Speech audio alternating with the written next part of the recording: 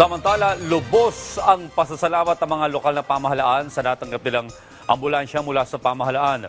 Samantala, naglaan naman ng mas malaking pondo si Pangulong Ferdinand R. Marcos Jr. para mapataas ang kapasidad ng San Juanico Bridge. Si Clazel Pardilla sa detalye. Bibilis na ang internet sa katimugang bahagi ng Luzon at iba pang lugar sa Visayas at Mindanao. Kasunod ito ng paglulunsad ni Pangulong Ferdinand R. Marcos Jr. sa Phase 2 at 3 ng National Fiber Backbone Project na ginawa sa Palo, Leyte.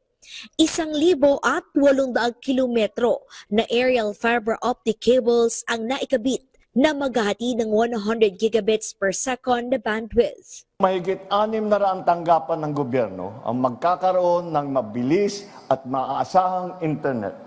Mapapakinabangan ito ng halos 17 milyong Pilipino, 17 million Filipinos. Kaya kapag sinabi nating fiber backbone, mas mabilis na ang daloy ng impormasyon. Mas maaga ninyong malalaman kung may bagyong paparating o kung may job opening sa iba't ibang bayan. Mas madali ninyong makakausap ang inyong mga mahal sa buhay. Saan man dako ng bansa. Mas marami pang lugar sa bansa ang nabigyan ng libreng internet. Kabilang dito ang MacArthur Leyte Landing Memorial National Park na matagumpay na nahatira ng libreng Wi-Fi ni Pangulong Marcos sa Palo, Leyte. Sa tulong na ito, makakahanap kayo ng mga online buyer para sa inyong paninda. Makakapagpanood din kayo ng mga online tutorial kung paano magluto, magnegosyo, paano magtanim. At dahil din sa mas maayos na koneksyon, maaari nang makasabay ang bawat Pilipino sa balita sa buong mundo. Inatasan ni Pangulong Ferdinand R. Marcos Jr. ang Department of Public Works and Highways na pabilisin ang rehabilitasyon ng San Juanico Bridge.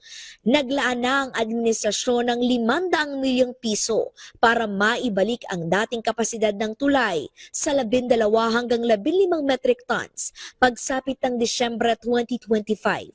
Layo nitong maibsan ang traffic at pagkaantala sa biyahe ng mga produkto. Pinangunahan din ng Pangulo ang pamamahagi ng 387 ambulansya o patient transport vehicles sa mga lokal na pamahalaan sa Luzon. Kumpleto sa gamit pantugon sa emergency gaya ng stretcher, oxygen tank, blood pressure monitor at iba pang equipment. Mula sa Philippine Charity Sweepstakes Office ang mga ambulansya na layong makapagbigay ng maaasang serbisyong medikal sa mga Pilipino. Clazel Pardilla para sa Pambansang TV sa Bagong Pilipinas.